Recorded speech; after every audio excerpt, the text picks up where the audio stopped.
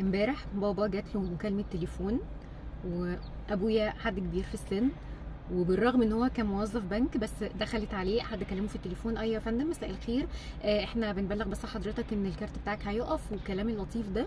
والحمد لله ان انا كنت في البيت. يا مروه تعالي قولي له الكارت عشان انا مش عارفه اقراه، مش عارفه اقرا الكلام اللي جواه. انا بقى رديت عليه. بيرد عليا بيقول لي: الو، ايوه يا فندم، حضرتك البنك. مش بنك ايه، مع حضرتك البنك وخلاص. احنا النهارده 8 يناير، النهارده 8 بياكد لك يعني ان هو بيتكلم بشكل جدي. النهارده 8 يناير، بقول لحضرتك الكارت اللي معاكي ده فيه 16 رقم. بقول لكم نفس المسج بالظبط عشان يوحي لك ان انت فاهم. ده فيه 16 رقم فعلا. انا لسه عايزه 16 رقم دول، وهتلاقي كمان تحت هتلاقي فيه تاريخ انتهاء البطاقه. يا ريت حضرتك مكتوب باربع ارقام وما بينهم سلاش، لو سمحتي قوليهم لي، ومش عارفه ايه. قلت له: انا مش هديك حاجه. عايز حاجه؟ عايزها ليه اساسا؟ حضرتك انا ما بقولكيش هاتي الرقم السري، هم دول فيهم ايه؟ قلت له: هو ايه اللي فيهم ايه؟ هو اصلا ما فيش موظف بنك هيتكلم بالاسلوب ده خالص. مبدئيا انا موظفه بنك، مفيش موظف بنك بيتكلم بالاسلوب ده. اول ما قلت له ان انا موظفه بنك: يعني ايه موظفه بنك؟ ويعني ايه مش عارفه ايه؟ وبعدين هجيلك مسج دلوقتي.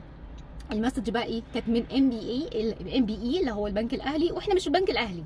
بابا مش عميل البنك الاهلي، فده حمار اكتر. فاللي هو: طب حضرتك انا هرجع للبنك. هترجعي البنك ازاي؟ انت مش موظفه بنك، يبقى ازاي هترجعي البنك؟ حضرتك بقول لك ايه، لو ما اديتنيش، والله العظيم بيزعق لي بالاسلوب ده بالظبط. والله لو ما اديتنيش دلوقتي الكارت، لو ما اديتنيش دلوقتي الرقم، على فكره الحساب بتاعك هيقف لمده 6 شهور، وهتدفعي ضريبه وهتدفعي. في موظف بنك محترم بيتكلم كده؟ ده بس اسلوب النصب. ماما بعد ما قفلت خدت الرقم وبلغت عنه. تمام، بلغت عن الرقم ولقيته مكتوب على ترو اصلا نصاب بنوك.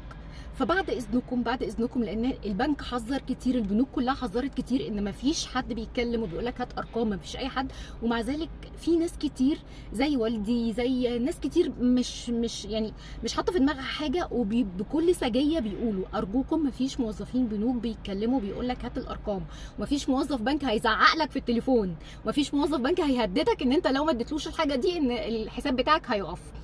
بس كده.